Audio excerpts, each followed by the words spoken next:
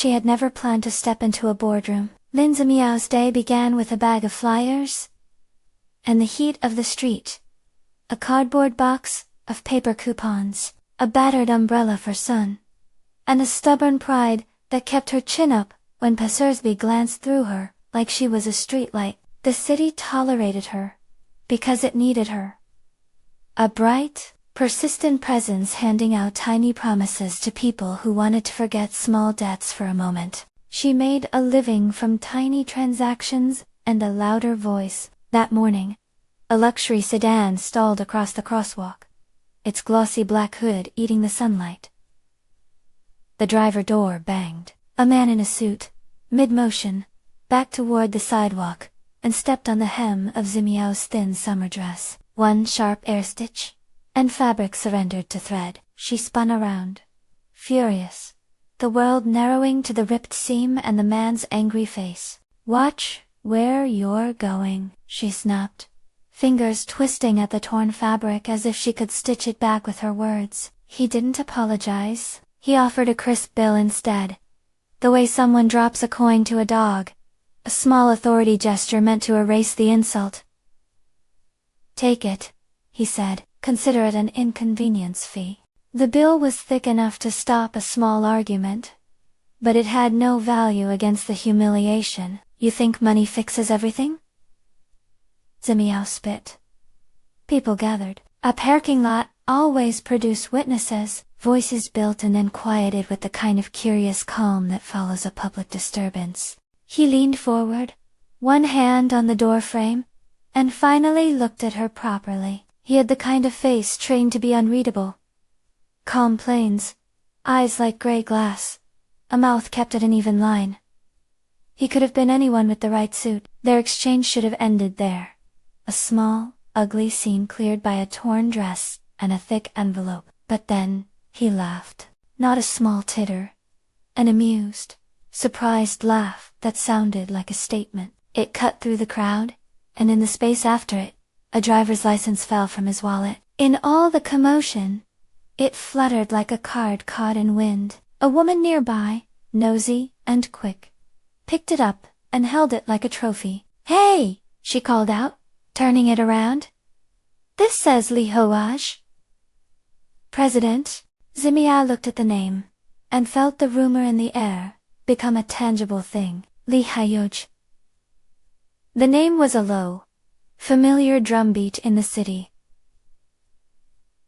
Billion-dollar projects, headlines, privileges sealed in marble lobbies. The driver who stepped on her dress was the man whose portrait lounges on the lobby wall of 100 skyscrapers. She should have recoiled. The social equation demanded it. The woman on the sidewalk confronted the titan. Then someone in the crowd would apologize on his behalf, and the story would fold into another weekday. But Ximiao didn't know how to shrink. The ripped dress made her reckless. The envelope in his hand made her bitter.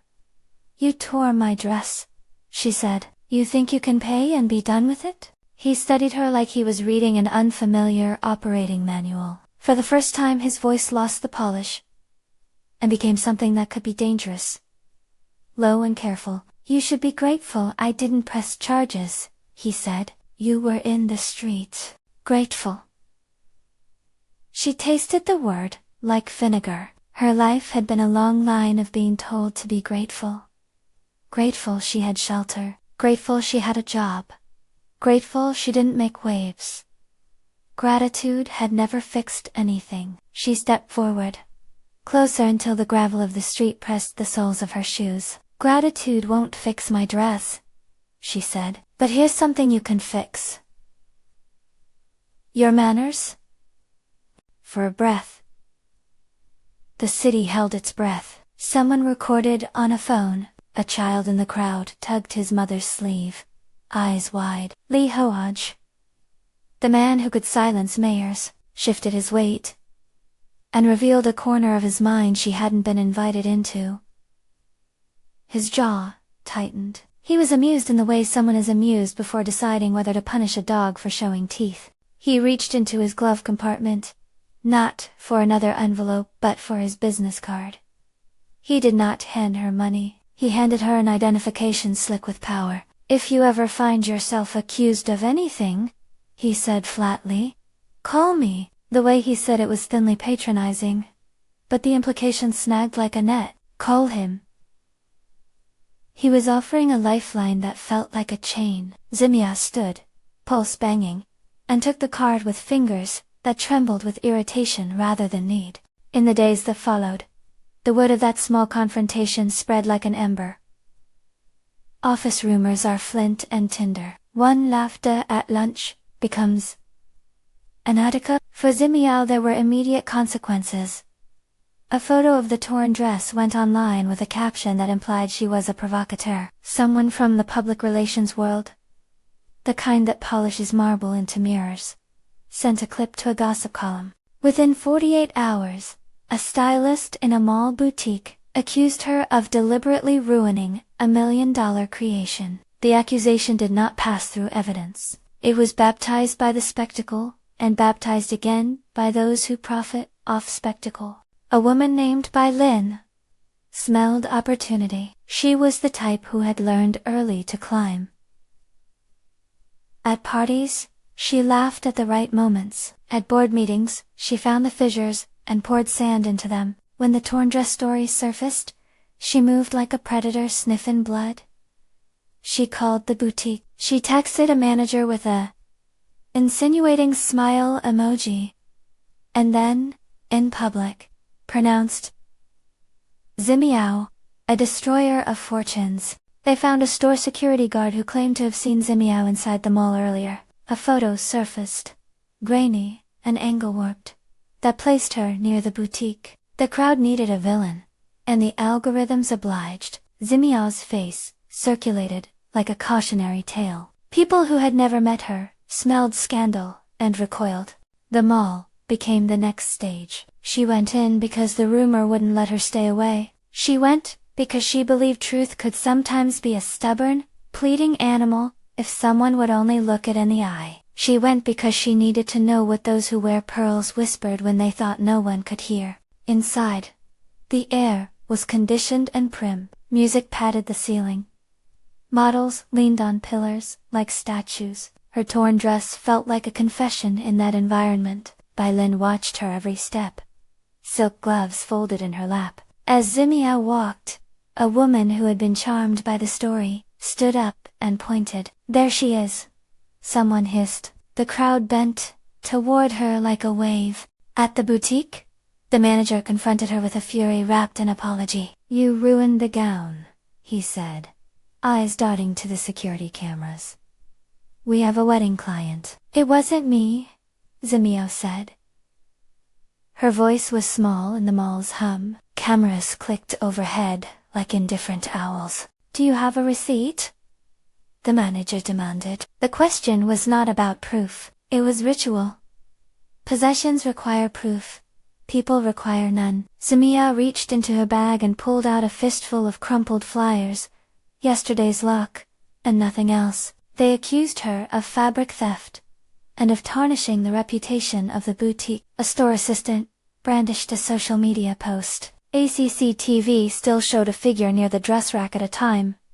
Ximiao insisted she hadn't been there. Li Huj appeared like a shadow becoming a man. He emerged from a glossy elevator with policemen and an assistant, the kind of entrance that suggests the room inhales. He had been at the mall for a meeting.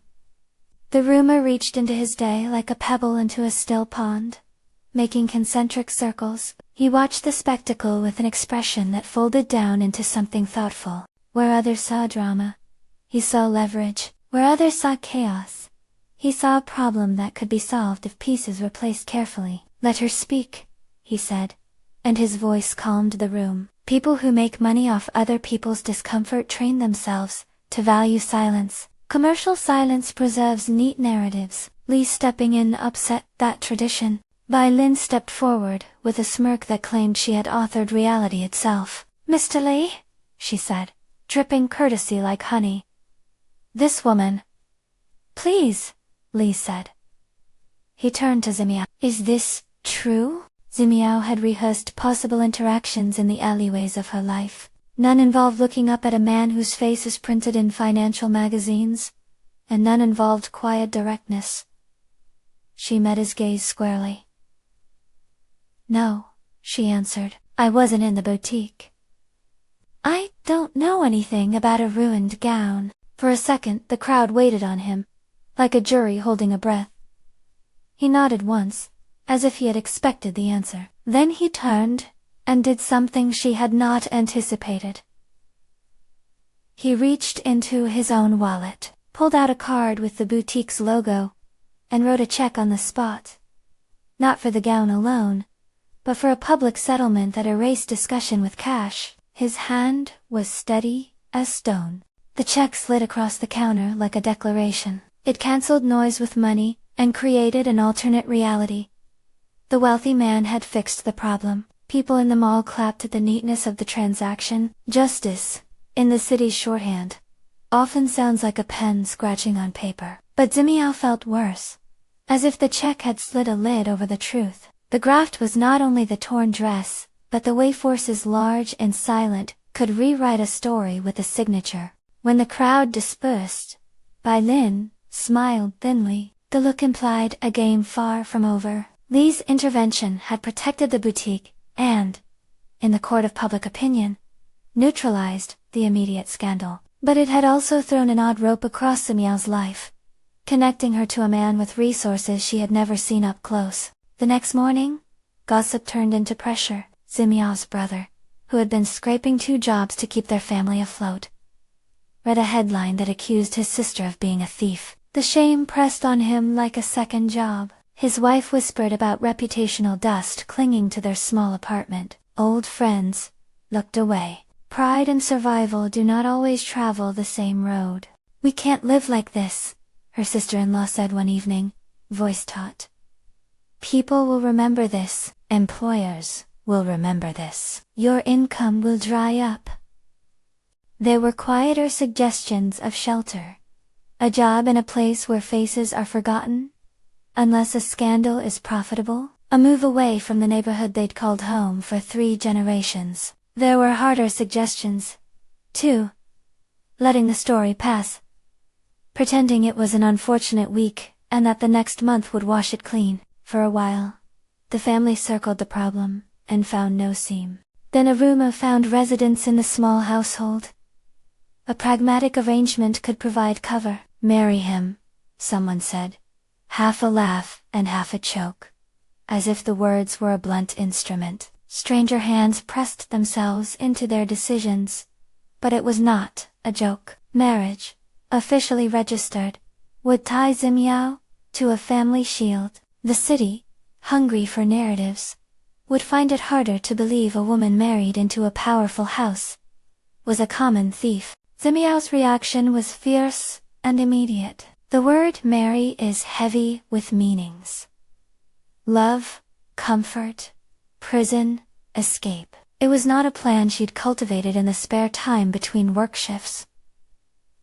It was a humiliation that slid on the pretense of protection. "I won't take charity disguised as a ring," she told them, but the family spoke of practicality. A registered name could deflect lawsuits, open doors for work within the family businesses, and give a young sister-in-law the respect her hands had never earned. Li watched the household drama from a distance. His life was empirical and compartmentalized. Decisions were made, consequences calculated. He observed Ximiao's stubbornness with an interest that wasn't quite curiosity. There was a jagged honesty to her refusal to bow. That honesty, in a world that mass-produced lies, had a rarity he found oddly appealing. When the city tightened around her like a noose, Ximiao did the unthinkable. She agreed to a legal formalization. Not a wedding in silk and bouquets, but a marriage registration. Paper that would say her name tied to his. It was a move neither romantic nor quaint.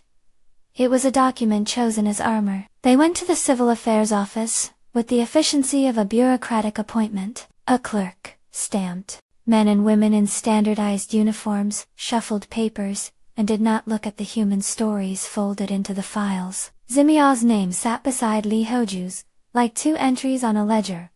one written in pencil, the other pressed in indelible ink. There were costs. Her brother's head hung lower for a week, his pride mashed into the alleyways of their life. The sister-in-law cried because a woman she barely understood had elected to bear the brand of privileged shelter. People on the street gossiped and reran the torn dress clip with new subtitles. Ximiao felt raw. The act was a shield.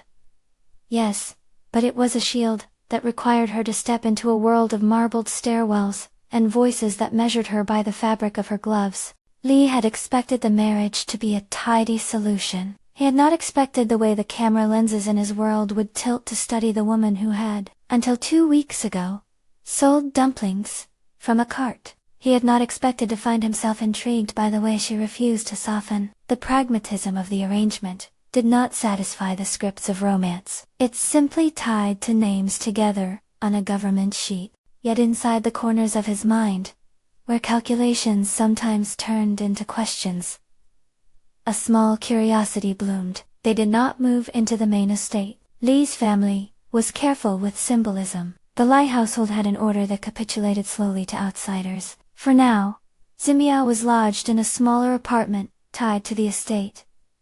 A place with clean lines, and a maid who set out towels, with a precision that made her feel like a character in someone else's film. The Li matriarch, a woman used to the slow accrual of pedigree and scandal, watched her with the thin appraising eye of a matron who had made armies of allies through social selection. Lin Ximiao's first taste of the Li orbit at close range was disorienting. Meals were curated, conversations long on social positioning but short on warmth. Bai Lin hovered at gatherings like an uninterested angel, polite, with a tongue that could cut cloth. People laughed too loudly, as if to keep from examining their own hands. Ximiao's friends from the street were afraid to visit. Their lives were not mapped to marble. Then came the other side of the bargain. The Li company offered her an internship, a gesture that was both condescending and opportunistic. It was the kind of opening that says, "You may enter, but know how the doors close." Interns are ornamental in big companies. They carry coffee, shuffle papers, and become evidence that the firm is compassionate. Ximiao took the offer because the business of surviving requires sometimes to bend like a reed. She brought with her a small portfolio, not polished, but honest work. Sketches folded from subway rides, color swatches traced on the back of receipts. She had talent, and talent, she hoped, could be another kind of currency. Her first day at the company smelled of new paper and pressure. The lobby had floors that reflected shoes like a pond reflects the sky. Employees moved with practiced indifference, their badges glittering. She was introduced to a team arranged like chess pieces, a supervisor who wore sympathy like a thin scarf, colleagues who smiled with teeth that measured income, and a design department that folded mockery into the shape of mentorship. Shen Qian was the manager assigned to guide her. He had the easy manner of someone trained to be a gatekeeper rather than a leader. "We expect you to learn," he said. And the words were both invitation and warning. He slid a desk into her space, a second-hand station with a sticker peeling like a confession. He told her the company loved new perspectives. His eyes watched the way she interacted, storing behaviors. Ximiao's first real task was small and exacting. Prepare a color study for an upcoming line. It was the kind of assignment interns dream of because the right color makes the right impression. She took it seriously. She worked late, tracing palettes on sticky notes, staying past lights out, in a building that hummed like an involved insect. When she turned in her draft the next day, a colleague named Li Yuan, someone whose social life read like a PR itinerary, skimmed it and offered a patronizing clap. "Charming," she said. But there was a sharpness beneath it, a way to reduce Ximiao's work to a quaint accessory. A week later, a better polished version of Ximiao's color study appeared in the supervisor's presentation. It had been reframed with glossy mock-ups and a designer's veneer. No attribution attached. Ximiao pursued the matter. She opened her folder to look for a time-stamped file. A digital footprint to prove authorship. Her internal drive sputtered against layers of corporate practice. Files move in a building like gossip. They're transferred, reformatted, repurposed. Shen Qian listened with a practiced frown. Designs get iterated, he said. You should learn the process. Those words came with an edge of dismissal. Ximiao was not one to bow easily. But the company had a way of making protesters look like nuisances. She filed complaints in the right channels. But channels are rivers that loop back on themselves. Days passed. She found a missing USB drive, where she'd left sketches. Her desk drawer had tiny abrasions. Someone had been in her things. Then a more tangible injury arrived. During a review, a senior designer accused her of submitting plagiarized work. The accusation landed in the meeting room like a thrown stone. The room tilted into quiet judgment. Papers that had been hers were suddenly offered as proof of a pattern. The senior produced a printout, showing a similar palette from another intern's earlier submission. It was circumstantial and cruel. Ximiao felt the color drain from her face as if someone had drained ink out of a sketch. It occurred to her, in the sharp silence that followed, that the torn dress had been the beginning of a longer script. Someone in the company, someone close to the polished corridors, had motives. By Lin's name, hovered at the edges like a signature on a check. She had acquaintances in the company. She delighted in placing chessmen under other people's feet. Was she the invisible hand tipping a cup of suspicion? Ximiao suspected as much. But suspicion without proof is a candle burning on both ends. The company had security footage, access logs, plausible weapons, if handled carefully. Who knew how to wield them? Who had cause? Late one night, alone at her small apartment, tied to the estate, Ximiao uncovered a slip of paper tucked inside her bag. It was a receipt from a coffee shop downtown. The date matched a time she had been in a different part of town. Someone slipped evidence to suggest she had been somewhere she'd not been. A note, folded, and terse, said, "You belong nowhere." The handwriting was plain, not threatening so much as it felt like a warning, with a smile.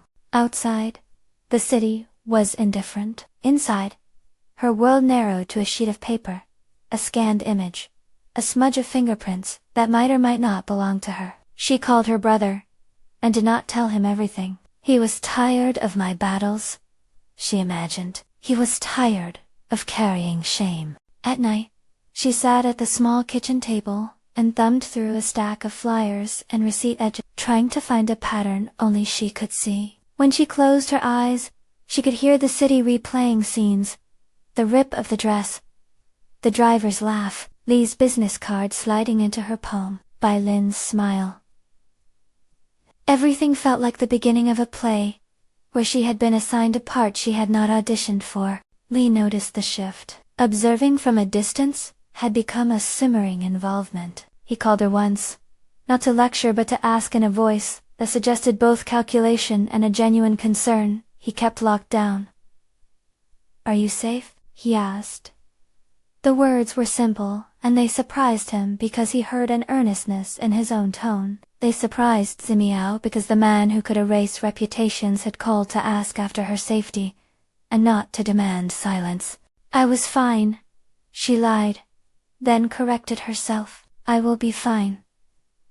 He did not question the lie. Men like him had grown used to being told the versions of truth that preserved peace. But his call planted something, a sense that she was being watched, not with the casual ownership of a man who would write a check to fix a dress, but with a complicated attention that pulled between suspicion, duty, and an interest he did not name.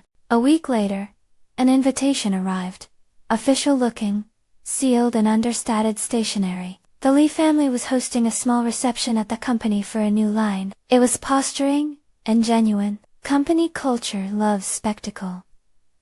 Bai Lin would be there. So would the design team. It felt like a test, a stage on which she would be asked either to sink or swim. She rehearsed possible responses in the bathroom, smoothing her hair with hands that trembled less from nerves than from the accumulation of indignities. She thought of taking a cab and refusing, of showing the world that she could walk away from a table arranged by status and power. But part of her, the part that had accepted the marriage registration as armor, wanted to go, because only by staying could she learn where the knives rested. At the reception, chandeliers threw careful light over laughter like a sheen.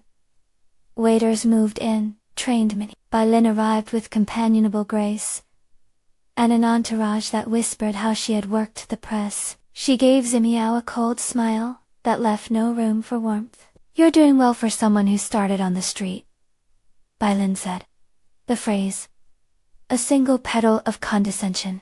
Ximiao smiled back with a mouth that said, "I will not be broken into pieces here." She pressed a drink into her hand and went through the motions. Polite nods, careful talk, measured compliments. Then the display opened. Designers showcased new palettes and prototypes. When the lights hit one of the stands, Ximiao's stomach dropped. There, under the glass, were swatches that matched the palette she'd once submitted and that had been claimed as someone else's. Her throat closed. The presentation moved on like a train. The audience applauded what the program declared genius, yet applause felt like a distant thunder when the ground beneath her was being rearranged. Someone had taken her work, not only claimed it, but elevated it into a narrative where she had no part. She caught Li's eye across the room. He watched, expression marginally unreadable, as if he were cataloging the scene like a file he would return to later. She could not tell if his gaze held protection, blame, or simple curiosity. He stood in a looped distance that could be mercy, or he could be a judge. After the reception, a private confrontation almost happened. A junior designer, cheeks flushed with guilt and fear, pulled her aside. "I saw someone in the files," she whispered. "Someone planted things to make it look like you were everywhere. I don't know who, but I remember seeing Lin's name in an email chain." There it was, a thread that tied back to the social climber. The junior had not meant to speak, she had meant only to relieve her conscience. But industries run on a mixture of cowardice and small acts of contrition. These acts are the mortars that can crack tall, polished facades. Ximiao felt the first thrill of an idea.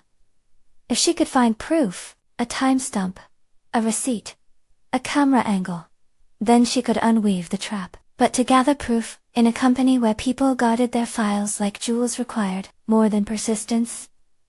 It required allies and quiet cunning. She was not naive. She knew the company's security system had access logs, and that it would be difficult for someone without clearance to get the footage. She knew that asking directly for help could expose her to ridicule and sabotage, and she knew that Li's name in her pocket could be a rope or a tether. She could ask him, but then what indebtedness would she trade for proof? Before she could resolve the question, a message arrived in a plain envelope slipped under her door. No return address.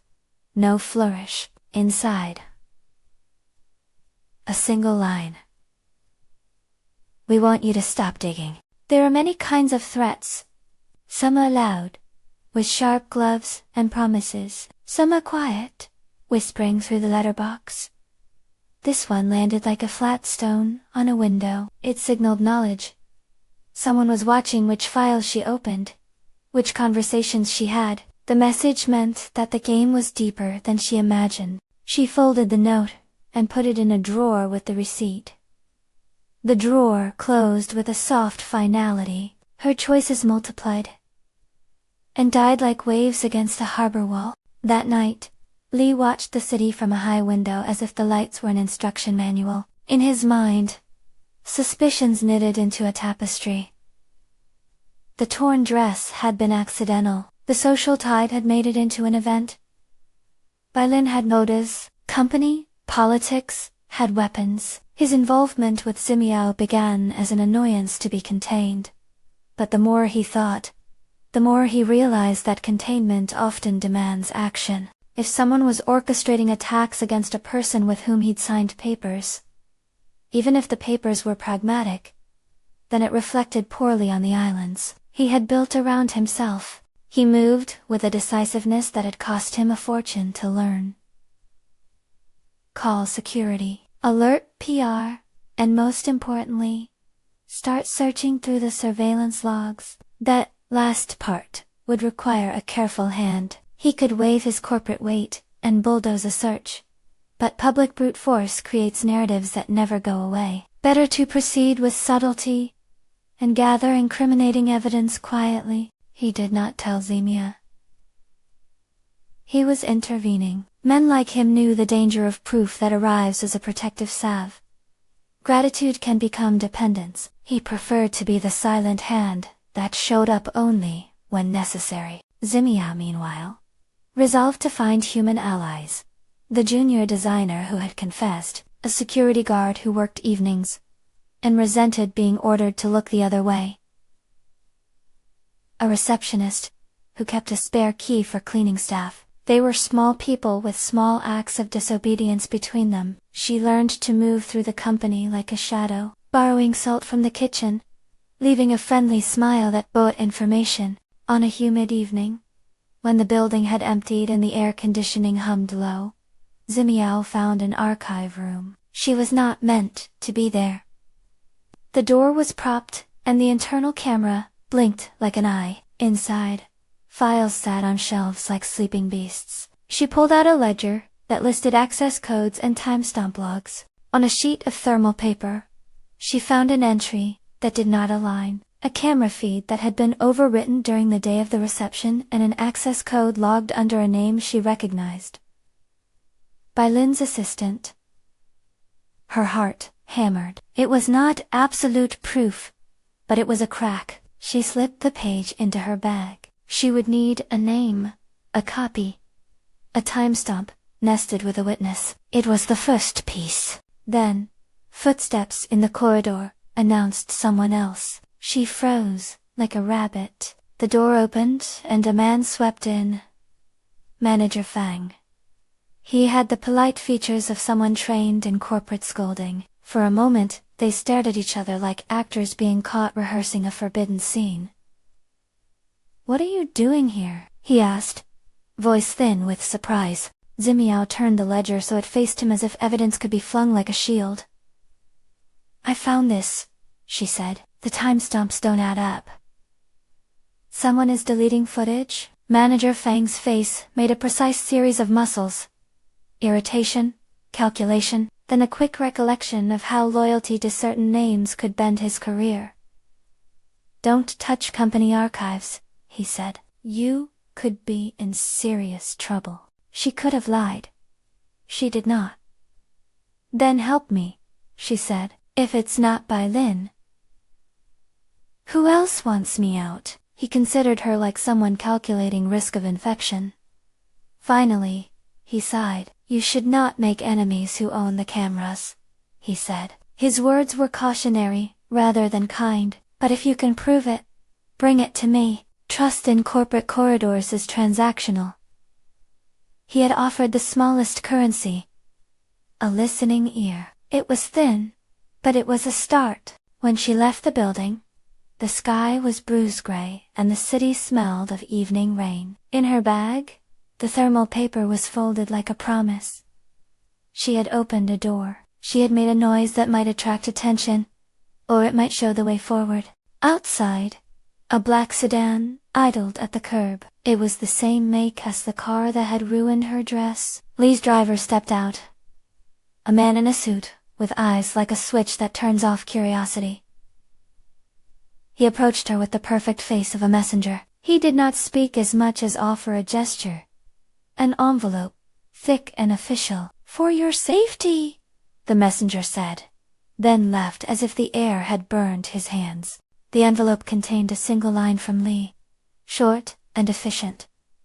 "Don't go alone." The rest was a set of numbers and a time. Protection, like many of Li's gestures, came with a precise instruction. She could accept it, or she could walk on with the knowledge that someone watched. She went home and placed the envelope beside the receipts and notes.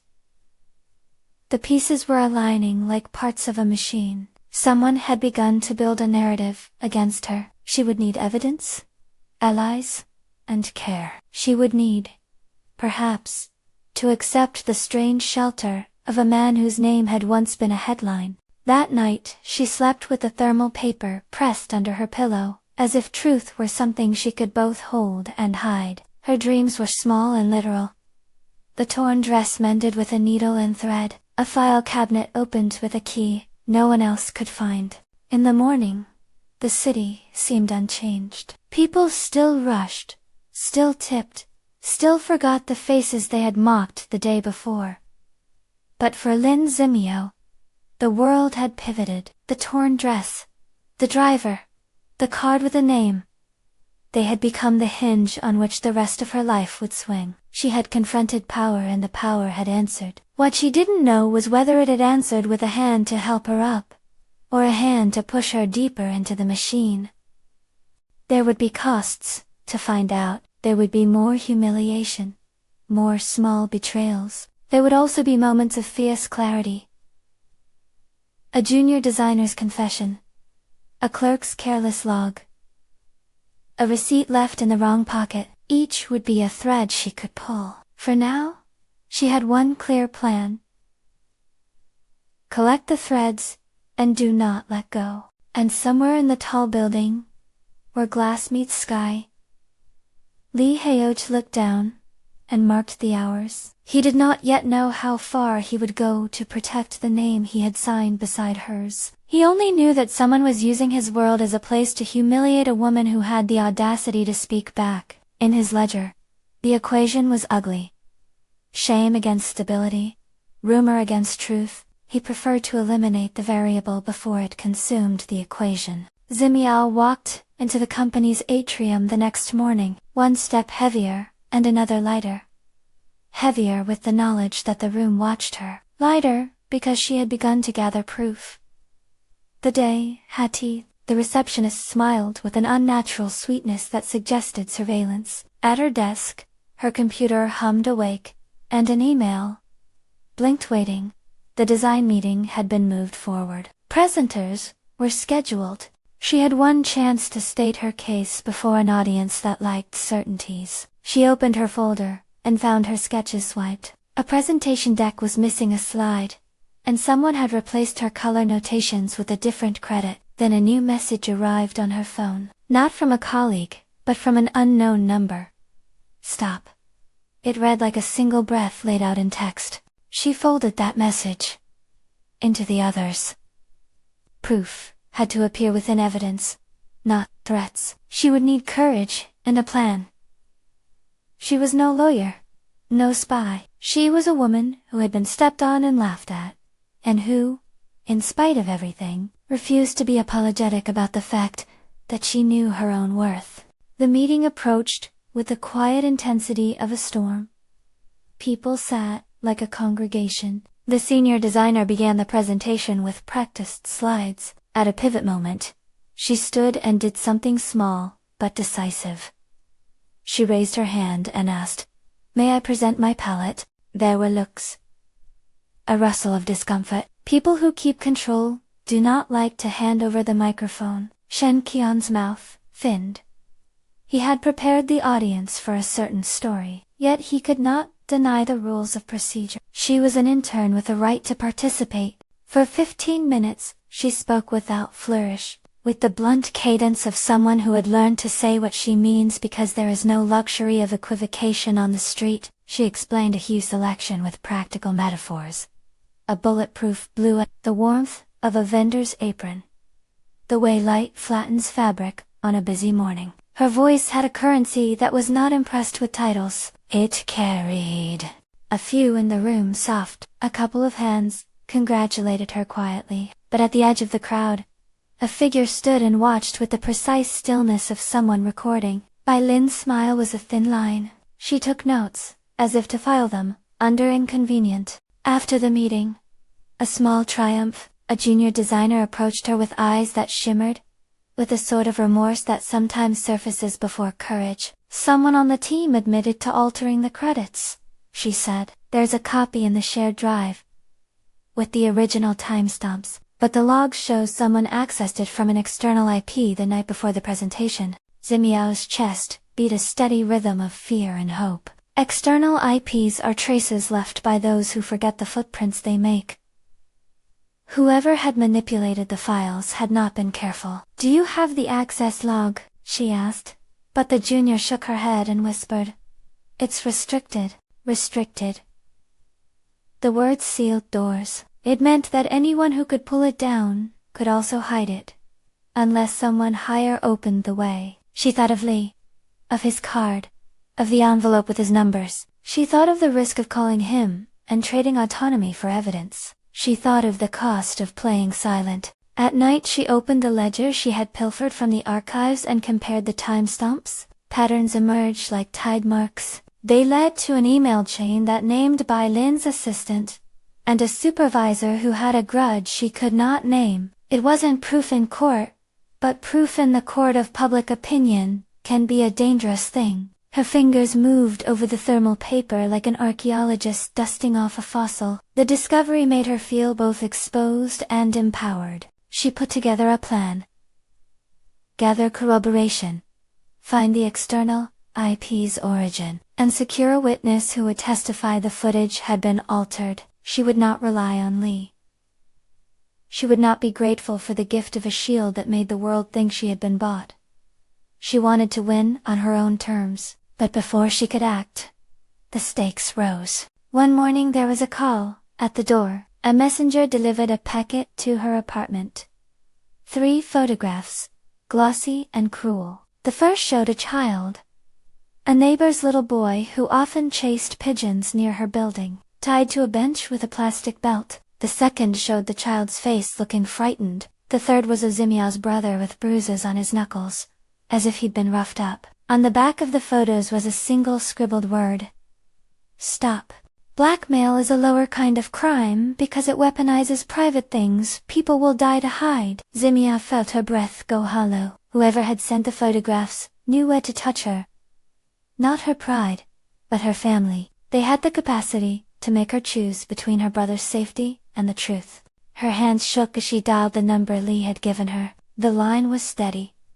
He answered on the second ring. "Tell me everything," he said. There was no softening in his tone now, only an urgency that cut through the usual reserve. She told him about the photos. He did not flinch. He did not ask about pride or arrangements, or the marriage registration. He asked, "Where's your brother now?" She told him.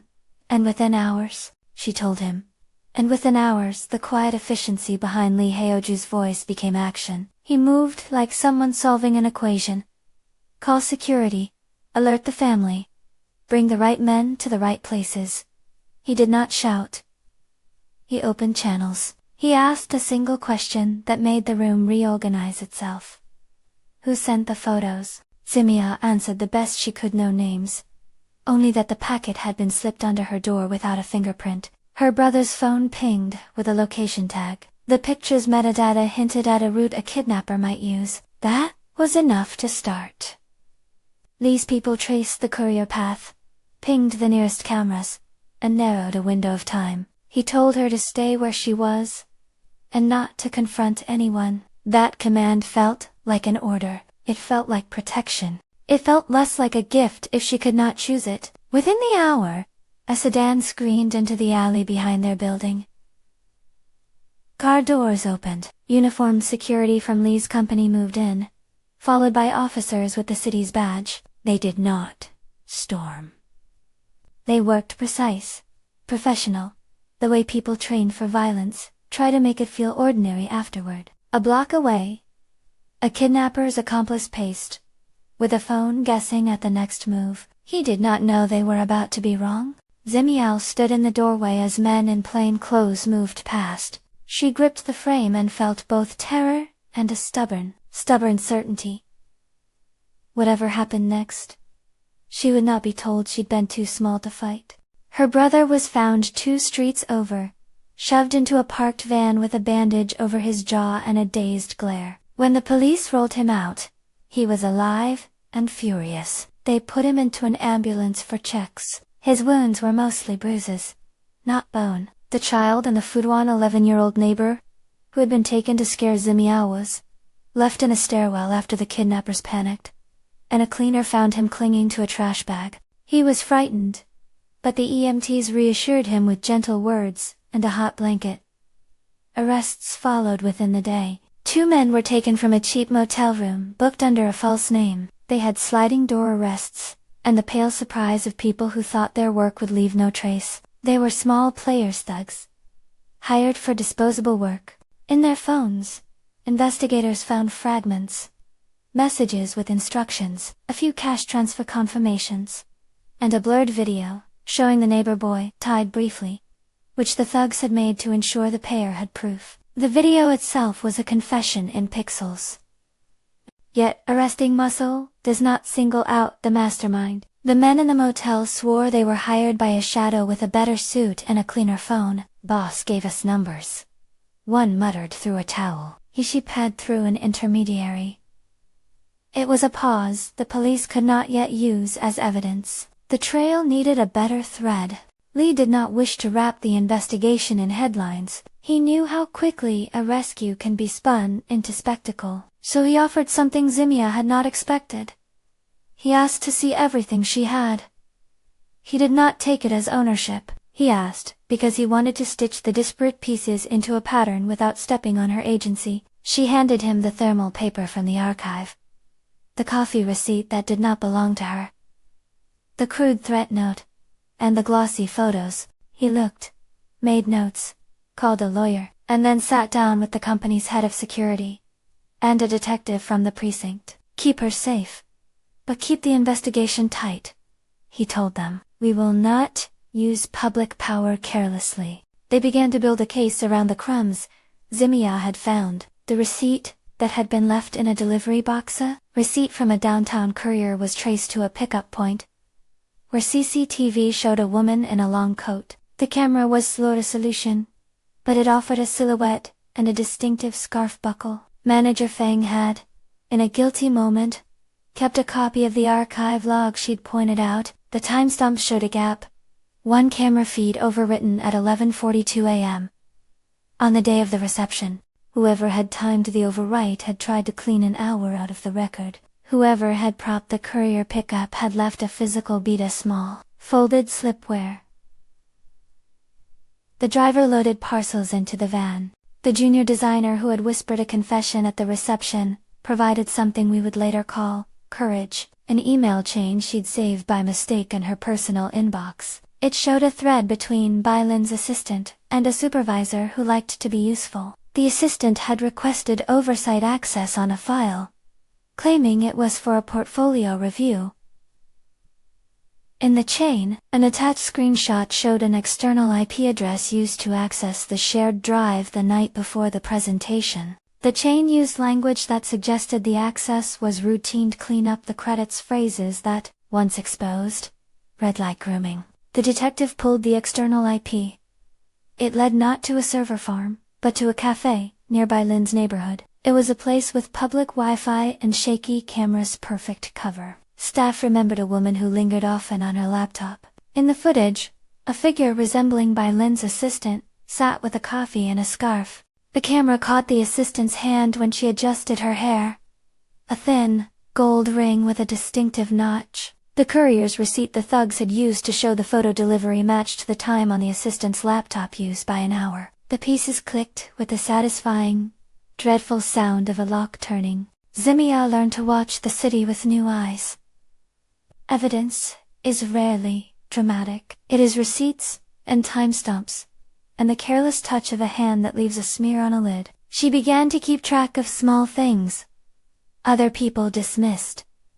A coffee cup with a lipstick mark in the security archive. A handwritten note from a cleaner who had seen the assistant make a late-night visit to a storage room. A keycard that had been used at odd hours. And you cannot ask the same person to fight every fight for you. The legal process required impartial witnesses. When manager Feng Hu had first tried to scold her in the archive, handed over a printout of security logs. He did so with hands that trembled slightly. He admitted he'd seen the discrepancy, and had not wanted to risk his post. "I should have told someone sooner," he said. "I was scared. I am sorry. It was not a grand gesture. It was human. It was enough." As the investigation tightened, Lin's confidence wavered. She tried to keep appearances at public events, polished smiles, empty compliments, but privately she was a flurry of calls and attempts to rewrite narratives. She suggested settlement offers to a couple of people who had been less steadfast. She texted the junior designer with please and promises. She even sent a lawyer's note to Ximiao, smoothly worded as if she were protecting the boutique's reputation. "We would like to resolve this amicably," it read. The thinness of her words made Ximiao's jaw harden. The thugs arrested in the motel spoke to the police and named names that suggested they were paid by someone in the Li orbit. The detective raised an eyebrow. The men could be lying to save themselves. But then a low-level accountant from Lin's circle, caught in a separate audit for embezzling petty sums, flipped when the bank placed him under pressure. He had a stack of text messages, payments routed through an intermediary account to the men who'd taken the child's picture. The chain: first money to the accountant to intermediary, intermediary to thugs, linked back to funds traced to Lin's assistant's account, a small business she used for freelance event planning. It was a messy knot. Money moves, make mistakes. People who expect never to be caught sometimes leave the smallest fingerprint. The same thumbprint left on a coffee lid, the same login from a cafe, the same receipt tucked into a courier bag. The police do not need a confession to arrest the middleman. They need probable cause. And with the chain building, probable cause arrived. On the morning the arrests were to be made, Ximiao sat at her small kitchen table and watched sunlight listen to the cracked mug in her hands. She had expected to feel vindicated the moment the police called. What she felt was exhaustion, and a strange, bright thing under it.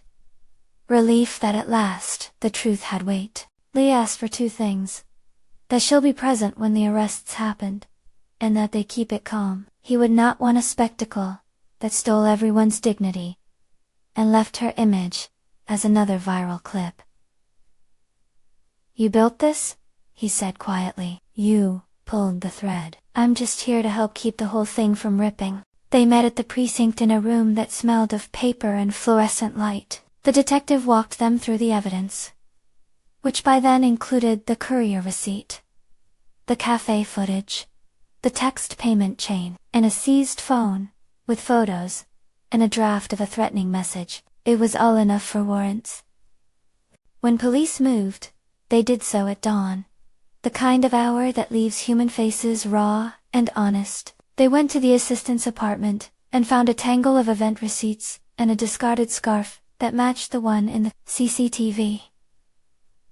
They found a courier invoice addressed to a storage unit used to move props which contained the glossy photographs. The assistant's phone had emails with Lin's number and text confirmations from a supervisor in the company. The same supervisor who had helped with access rights the night of the presentation. Lin, when the detectives knocked on her door later in the day, played the part she'd practiced for a long time. Surprised, indignant, a social wronged by rumor. Her smile had practiced lines that could cut a room's comfort into neat pieces. When the investigators presented the warrants and the chain of evidence, her face did not crumple into confession. It brightened into outrage. She threatened legal retaliation, of course, and she issued statements to friends about malicious competitors and jealous interns. She called managers. A few people panicked, but the evidence, tangible, detailed, ordinary, moved with the inevitable logic of a river against a bluff. The company spun into a different kind of chaos. PR rushed to draft statements. The board convened emergency meetings. The Li matriarch spent an afternoon in careful assessment, less for her son than for the image of her lineage. Li oversaw the moves with a cold, efficient hand. If people whispered that he had moved the chess pieces to save face, he did not contest them. He did not have to. He had always preferred to let results speak faster than explanations. The public unveiling came not as a television spectacle but as a company board. Medinga-controlled room with lawyers present and the press held away until the statement was ready. Li called the meeting, not to ring dramatic confession on a stage, but to present a file and to do what his world demanded. He laid out facts.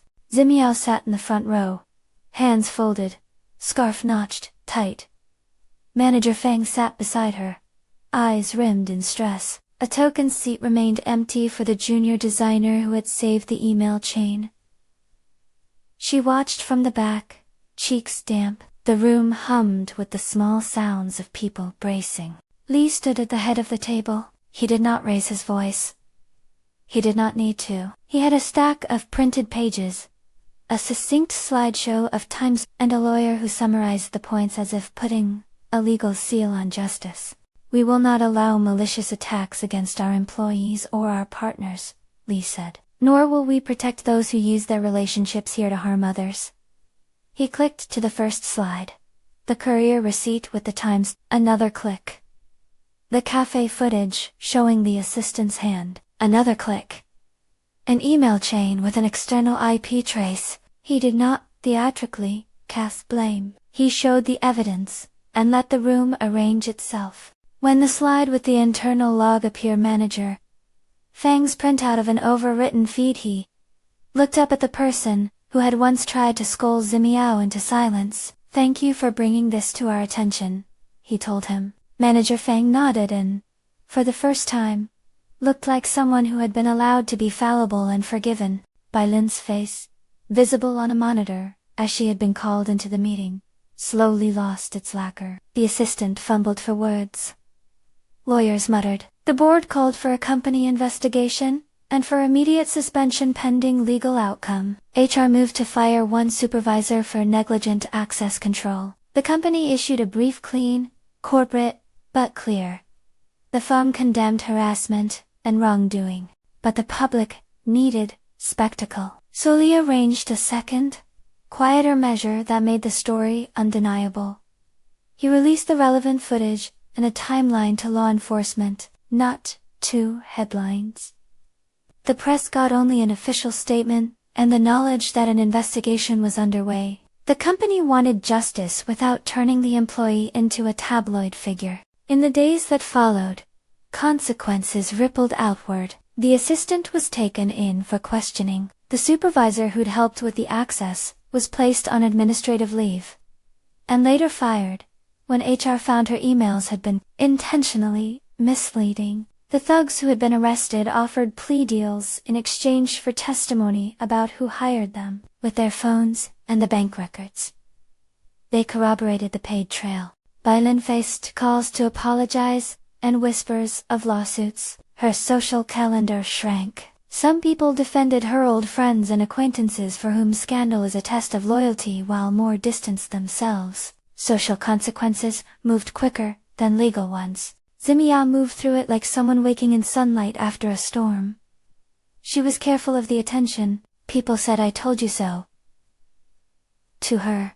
At the supermarket and at the office, some colleagues offered small apologies that were more honest than she'd expected. The junior designer who had saved the email chain hugged her in the hallway, shaking, stammering out that she hadn't been brave at first but then had saved the wrong file out of nervousness and had realized she'd done the right thing.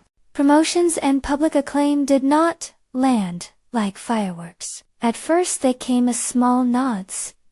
Her color palette was credited in the next campaign's materials. A design that had been smudged into someone else's folder returned to the renderings with her name printed beside it. The company, in recognition of the ordeal and of the talent they had almost lost, offered her a lead designer role on a new line, an opportunity that came with a team and the authority to direct the aesthetic of the collection.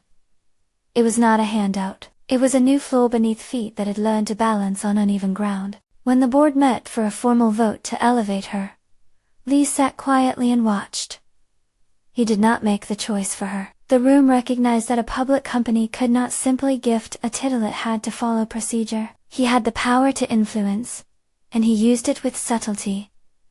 Whispered support to the right people, a quiet call to one or two skeptical members, and a public vote that acknowledged competence, the Li matriarch, who had walked into the marriage arrangement with a carefully arched eyebrow, came to Ximiao one evening.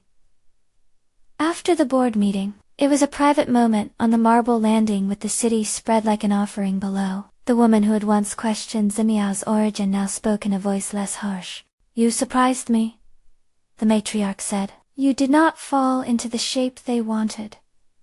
It was not praise that soft, it was acknowledgement. Ximiao, who had learned to expect performance of acceptance, accepted instead a nod that meant belonging, and Li stood with hands behind his back, in the glow of the boardroom. He called Ximiao that night to tell her the promotion had passed. "You earned it," he said. "No strings attached." She listened. The words themselves felt heavier than the paper that had carried their names together. "Thank you," she said, quietly. "But I did not do it alone." "No," he agreed, "you did not." There were quiet apologies from some co-workers, awkward and sincere. There were meetings to repair reputations and an internal training program rolled out to prevent the misuse of access logs. The company instituted a protocol for anonymous reports and hired an independent auditor to examine the archives. It was a patchwork of institutional fixes nécessaires. Slow, but moving. The final public scene that sealed the arc did not happen in courtrooms or in tabloids. It happened under warm lights at the company's product launch, weeks after the arrests, when the new collection debuted, with Ximiao's palette at its heart. The marketing team spun the story into something the company felt proud of, a narrative of resilience and of new voices shaping their brand. They were cautious. They did not make the launch about scandal. They made it about the work. Li stood beside the podium that night because, in their world, visibility is a tool. He could have let an assistant announce the new lead.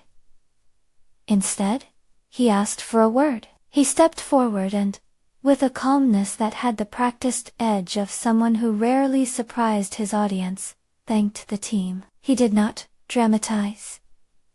Then he turned and looked directly at Ximiao, who stood in the back with a tight smile. "I want to recognize someone," he said. "Lin Ximiao joined us under unusual circumstances. She did not ask for a gift, she asked for the chance to prove herself. Tonight, that chance is shown in the clothes we present. I am proud to work with her."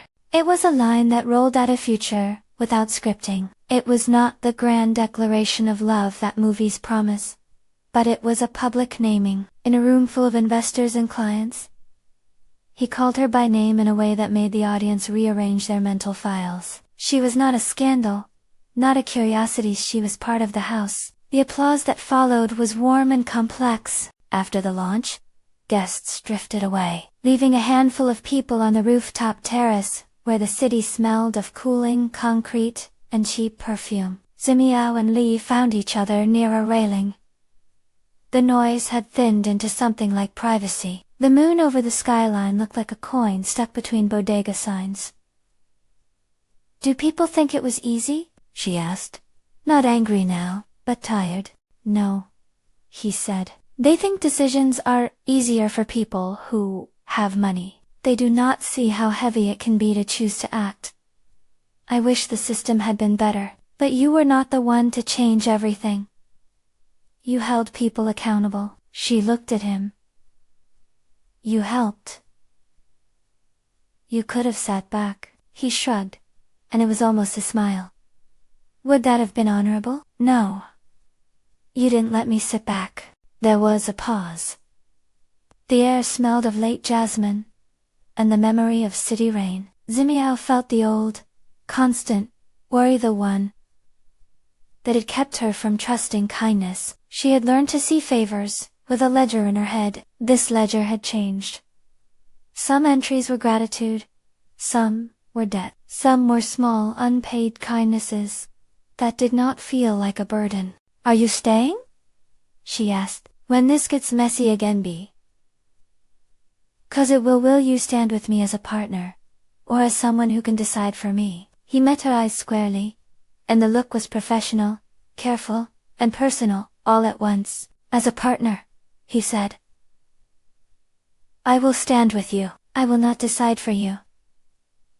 I will protect the line you draw. She let the words sink in. They were not vows.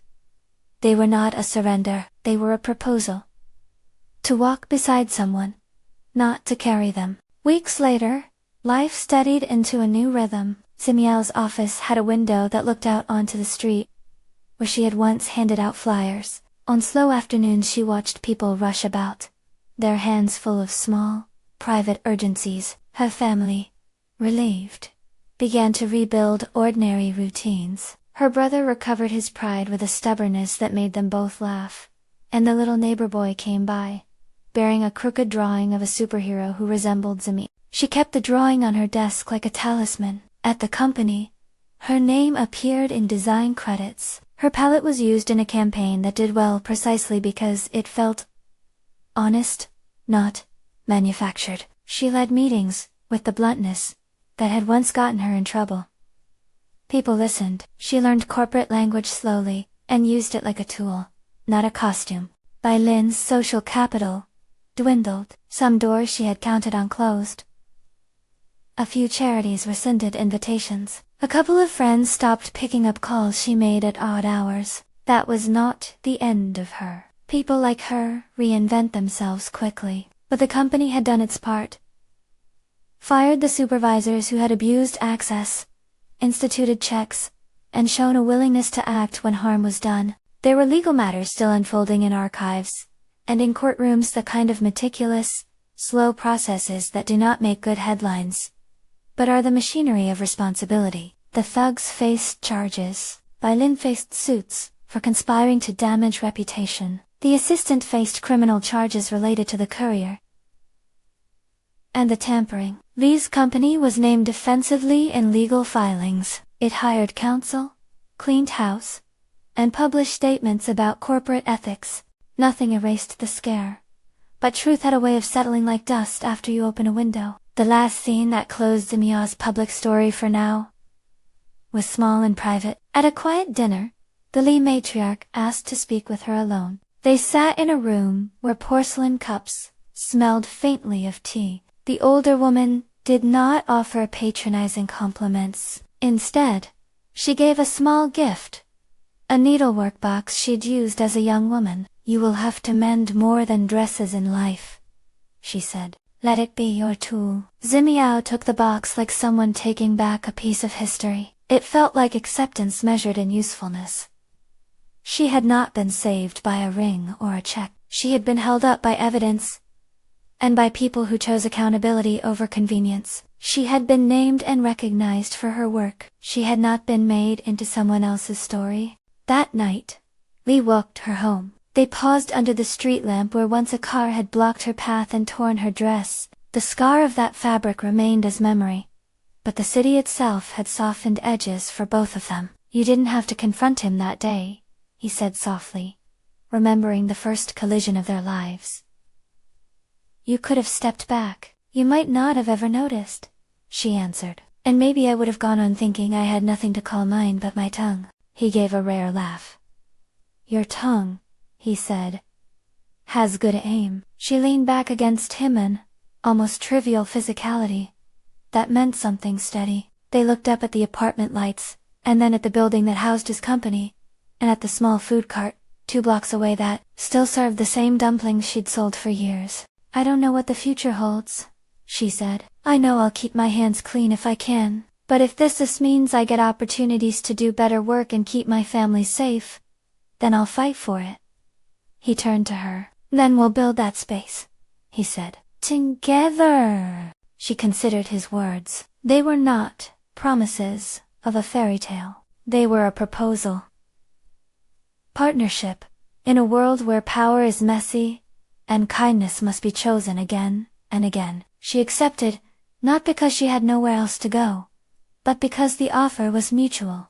On the walk back to the building that would now be called home in more than one sense, Ximiao held the needlework box at her hip, like something with teeth, and tenderness both. The city hummed. People crossed the street without looking. A child with an ice cream cone ran past. The future remained inconvenient and ungoverned. But she had a thread. She had proof. She had a job and a name on a project and a man beside her who had, when asked, chosen to act and then chosen to respect her choices. The story of the torn dress of a girl who confronted a CEO and changed. Everything diffused quickly into 1,000 conversations. Some remembered only the drama. Some remembered the rescue. Some, quieter, remembered that the woman who had spoken up had remained herself through it. Blunt, resourceful, and decent. If there was a last small scene, it was this. The launch party had ended. Ximiao, minutes from sleep, opened the box and found rows of needles and a spool of blue thread, much like the one she'd used in her sketches. She threaded a needle and, in the soft apartment light, began to sew a seam, closed. Not to hide the rip, but to make it stronger. Outside, the city kept moving, oblivious and relentless. And inside, she stitched. If you loved this comeback, like insurance, watch the next chapter to see what happens when the past tries to come back for another pass.